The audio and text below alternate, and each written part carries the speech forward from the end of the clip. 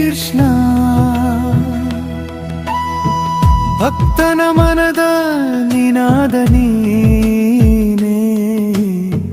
ನಿನ್ನಾದಯೇ ಮೋಕ್ಷಕ್ಕೆ ದಾರಿ ಭಕ್ತಿಯ ಮಾರ್ಗವನ್ನೇ ಬೆಳಗಿಸಿವೆ ದಿವ್ಯನಾಥ ನಿನ್ನ ನಾಮವೇ ಜೀವದ ಶಕ್ತಿ ಪರಬ್ರಹ್ಮನ ರೂಪವ ನೋಡಲು ಅರಿವು ಬೇಕಿತ್ತೆ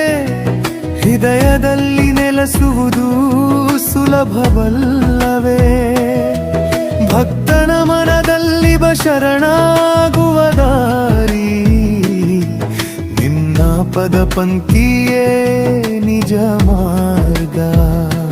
ಕೇಶವ ಯಾರು ಶ್ರೇಷ್ಠರು ನಿಂದನು ರೂಪದಲ್ಲಿ ಆರಾಧಿಸುವವರೋ ಅಥವಾ ನಿರ್ಗುಣ ತತ್ವದಲ್ಲಿ ಧ್ಯಾನಿಸುವವರೋ ಎಂದು ಅರ್ಜುನ ಕೇಳಿದಾಗ ಶ್ರೀಕೃಷ್ಣ ನುಡಿದನು ಮಧುರವಾಗಿ ಯಾರು ನನ್ನಲ್ಲಿ ಲೀನರಾಗುವರೋ ನರಳು ಮಾರ್ಬೆದಡು ಸತ್ಯವೆನ್ನುವನು ಆದರೆ ಭಕ್ತಿಯಿಂದ ಪ್ರೀತಿಸುವ ಹೃದಯ ನನಬೆತುವ ಹತ್ತಿರವಾಗುತ್ತಾರೆ ಎಂದು ನಸುನಗುತ್ತರುತ್ತರಿಸುವನು ಕಷ್ಟಕರ ತತ್ವ ನೋಡುವ ಬದಲು ನನ್ನಲ್ಲೇ ಮನಸ್ಸಾರ ನೆಲೆಸಿ ನಂದನಾಮ ಜಪಿಸು ನನ್ನ ರೂಪ ಧ್ಯಾನಿಸು ನನ್ನ ಸ್ಮರಣೆಯಿಂದಲೇ ಮಾಯೆಯನ್ನು ದಾಟಬಹುದು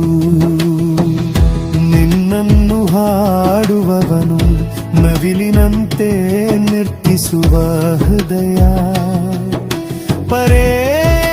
ಪರೇಶುನಾಗದ ಮನಸ್ಸು ಇವನೇ ಭಕ್ತನ ಲಕ್ಷಣ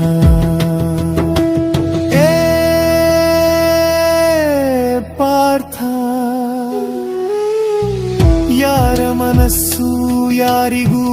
ದ್ವೇಷವಿಲ್ಲದ ಸರ್ವ ಜೀವಹಿತ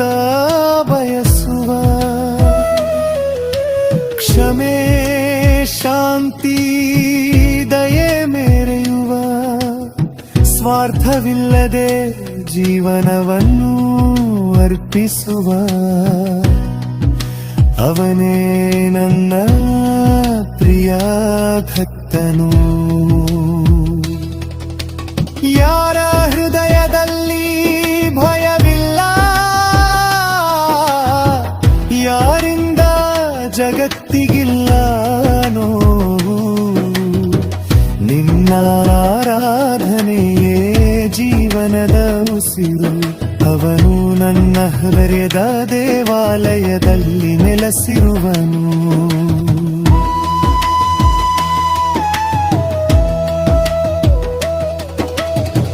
ಯಾವನು ಫಲಾಕಾಂಕ್ಷೆಯಿಲ್ಲದೆ ಕೆಲಸ ಮಾಡುವನೋ ಯಾವನು ಸುಖ ದುಃಖಗಳನ್ನು ಸಮವಾಗಿ ನೋಡುವನು ಯಾವನು ನಷ್ಟ ಲಾಭಗಳನ್ನು ಒಂದೇ ದಾರಿಯಲ್ಲಿ ನೋಡುವನು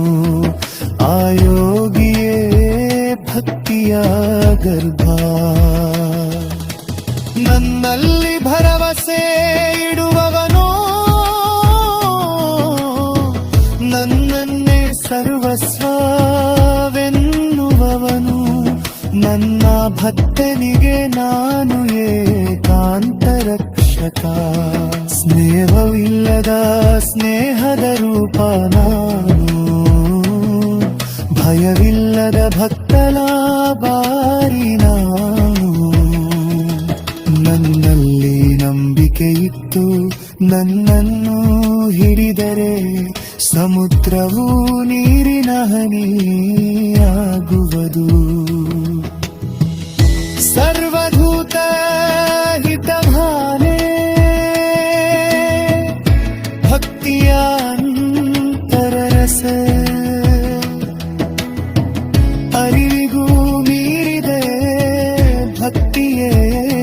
ಶ್ರೇಷ್ಠ ಯಾಕೆಂದರೆ ಅದು ಹೃದಯದ ಭಾಷೆ. ಭಕ್ತಿಯೋಗವೆಂದರೆ ಪರಬ್ರಹ್ಮನಿಗೆ ಪ್ರೇಮಪೂರ್ಣ ಸಮರ್ಪಣೆ. ಭಯವಿಲ್ಲದ ಚೈತನ್ಯದ ದಾರಿ ಹೃದಯದಿಂದಲೇ ಕಾಣುವ ಉತಿವಿಮೂರ್ತಿ. ಹೇ ಮಾಧವ, ನಿನ್ನ ಪದ ಪಂಕ್ತಿ ನಮ್ಮ ನಾವೇ, ನಿನ್ನ ನೆಲೆಯದೇ ಅಮ್ಮ ಜೀವನರೇ ಭಕ್ತಿಯಾಗದು.